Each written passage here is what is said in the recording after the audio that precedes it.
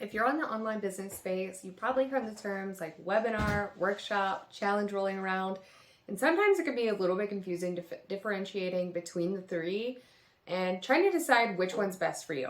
So today we're going to dive into some of the main differences between these three styles of lead generation, either into an evergreen funnel or for an upcoming launch, and hopefully by the end you'll be able to decide which is best for you.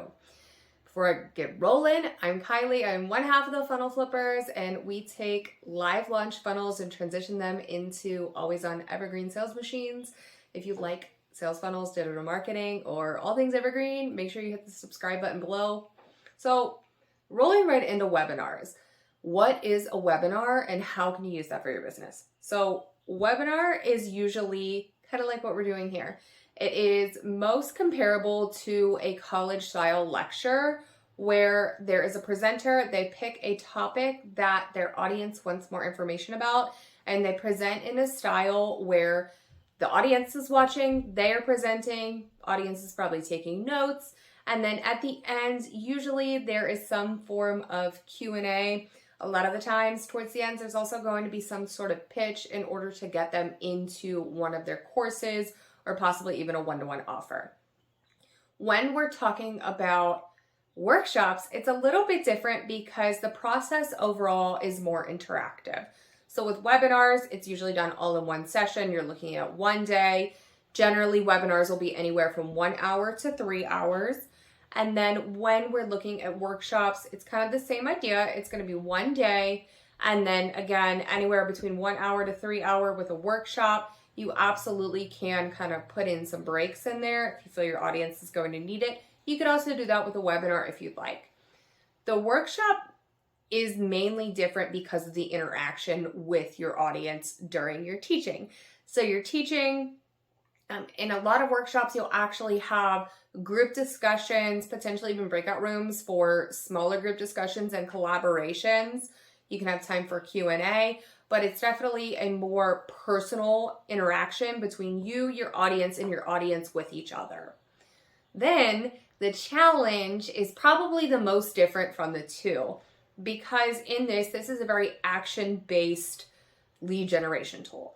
So what you're essentially doing is choosing a topic.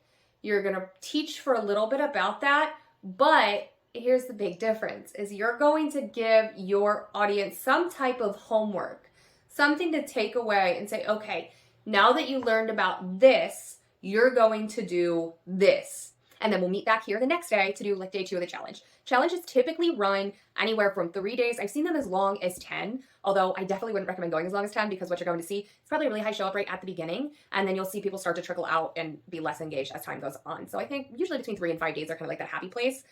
With the challenge, what you're doing is essentially teaching a little bit. And with that homework, you're getting them to start the action.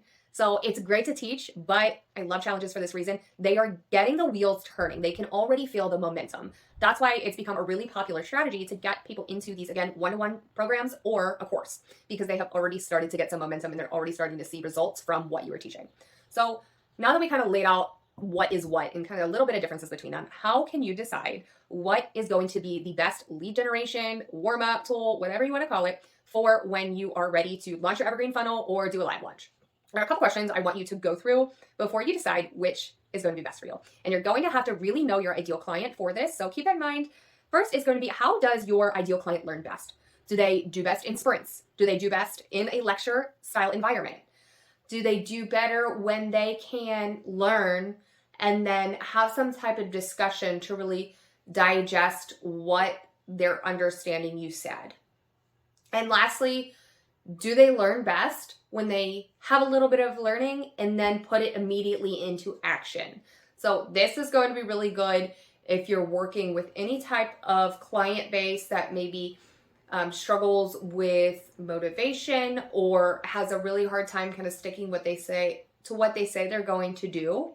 It's also going to be good for very action-based programs. So let's say you're running a weight loss or fitness course. This is going to be really good. Say, for example, you want to run a 3-day healthy eating challenge.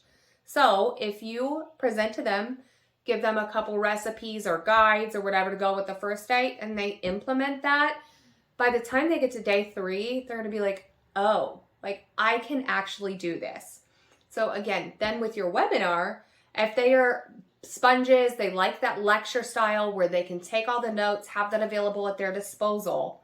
Your goal with that is going to be to give them what information they need in order to feel confident in not only your teaching style, but the results that they can get through your teaching style. So I would be very aware if you're planning to do a webinar, make sure the topic you're teaching is small enough that they can have those light bulb moments. Light bulb moments are going to be your biggest item in your webinar. If you can give them light bulbs, they're going to start to build that know, like, trust factor with you. And then backing up to workshops a little bit, this is again going to be your collaborative style learners.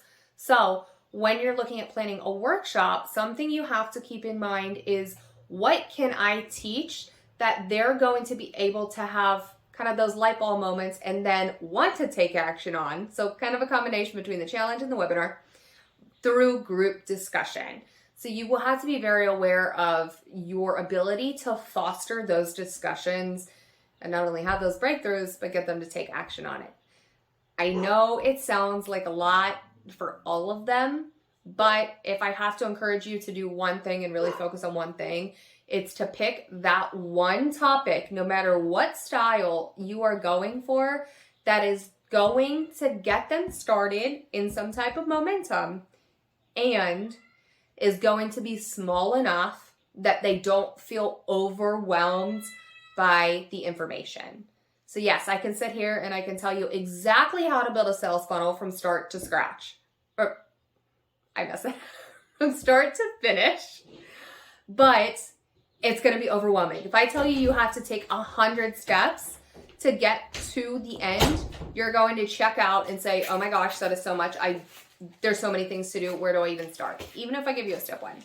So keep your problem that you are solving or the topic that you are teaching very small so that those people can go ahead and get a good start. So if you want to learn more about evergreen funnels, check our links below. We'll be back next week.